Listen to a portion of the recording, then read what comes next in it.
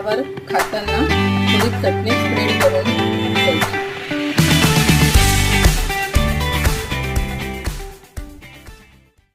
आज आपण नाश्त्यासाठी पमनालू बनवत आहे.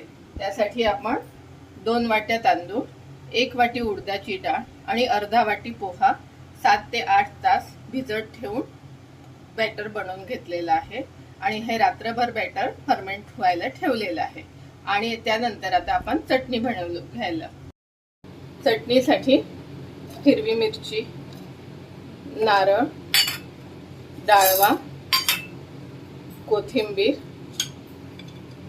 शेंगदाणा आणि मीठ हे सगळं बारीक करून घेऊया. मध्ये आता आपण थोडं पाणी टाकून घेऊ.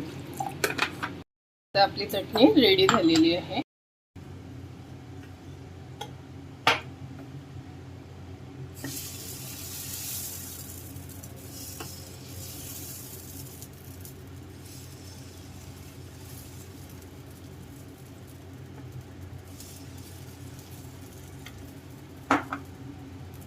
वरून थोडं तेल सोडूया.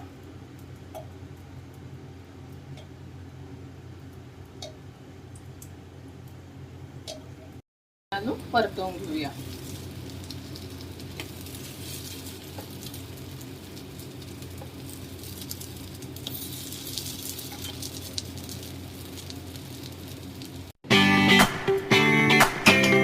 याच्यावर खाताना थोडी चटणी स्प्रेड करून घ्यायची.